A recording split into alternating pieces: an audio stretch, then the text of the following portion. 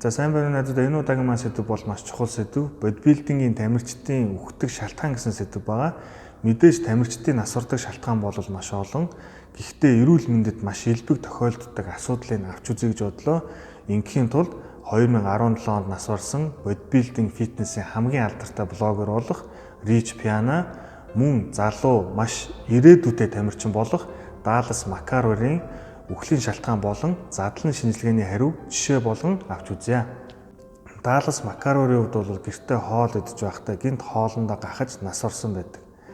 За түүний үхлийг сошиал ертөнцид инсулинтэй холбодог. Инсулин нь хамгийн хүчтэй анаболик гормон. Инсулиныг тамирчид хоол идэхээс өмнө тарьдаг. За ингээд тарьсныхаа дараа маш хурдан нүүрс ус авахгүй бол гипогликемия болж комонд орж нас орох аюултай байдаг. За энгийнүүгээр тайлбарлах юм бол инсулин цуснд дах сахарын хэмжээг огцон бууруулдаг. Харин бидний тархи маань сахар буюу глюкозоор ажилладаг. Сахар буюу глюкозоо дутагдаад ирэхлээр хүний тархи өвчөж үйл ажиллагаа нь зогсно гэсэн үг. За ингэхгүй бол тамирчид маань маш хурдан түргэн нүүрс ус авах шаардлагатай. Түргэн нүүрс ус гэхлээр бүх чихэрлэг хүнсийг хилнэ. Үнэхээр инсулин нь түүний үхлийн шалтгаан байх магадлал маш өндөр. Инсулинээс олж маш олон тамирчид нас орсон олон харамсалтай тохиолдлууд байдаг.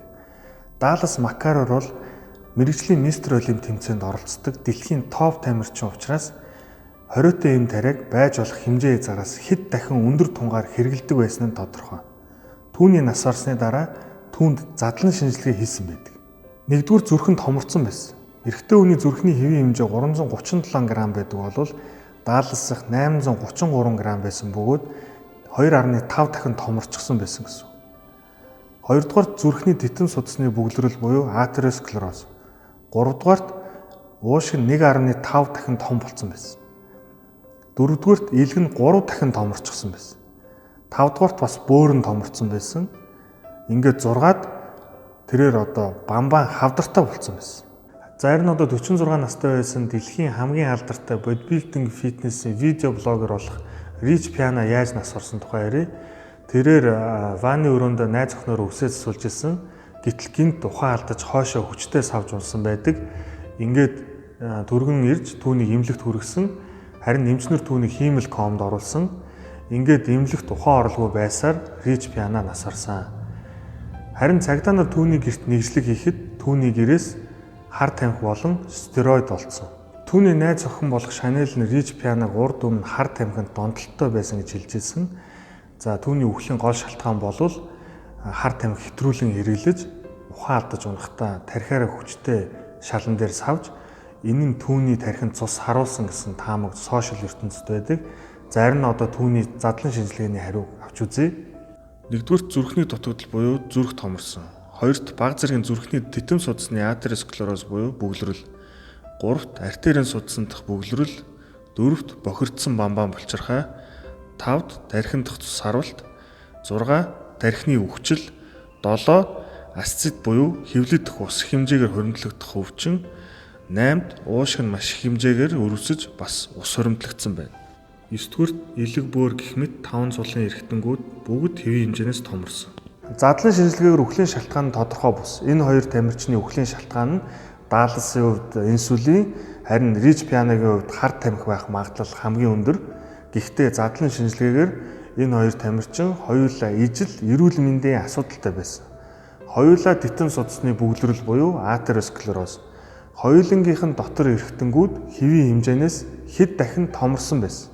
Одоо энэ бүхнийг дүгнэж үзэхэд мэрэгжлийн тайзан дээр гарч 120-оос 130 кг булчин мастай болно гэдэг эрүүл мэндэд маш муу. Энэ хоёр дэлхийн хэмжээний алдартай тамирчин. Байнгын эрүүл мэндийн үзлэг шинжилгээнд хамрагдчихсан. Гисэн идэж тамирчин хүн эрүүл мэндэд зольж амжилтанд хүрдэг. Саяхан эмчнэр стероид буюу тестостероныг бүхий л өвчин үүсгдэг гэсэн нийтлэл гаргасан байна лээ. Тэрэн дээр бичигдсэн байгаа сөрөг нөлөөнүүдийн бараг 80% нь худлаа. Стероидын эрүүл мэндэд хамгийн муугар нөлөөлдөг асуудал нь муу холестерины түвшин нэмэгдүүлдэг. Энэ нь судасны бөглөрөл үүсгэж тархины цус харуулт юм уу зүрхний шигдээс болгодог. Надад стероидын талаар хүмүүс асуухдаа илгээ яаж хамгаалах вэ? Яаж тестостероноо нэмэгдүүлж дааврын системийг хуучин хэвэнд нь аваачих вэ? Гонадотропин хэрэглэх шаардлагатай вэ гэх мэтээр асуудаг. Хэрвээ та стероидыг тариа хэлбэрээр хэрэглэж байгаа бол таны илгэнд бараг ямар ч ачаал өгөхгүй.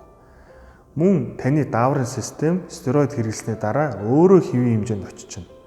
Хэрвээ хэвийн хэмжээнд очихгүй бол та шинжилгээ өгөөд нөхөн сэргээх курс хэрэглэж болно. За энэ тухай бичлэг байгаа та бүхэн заавал орж үзээрэй.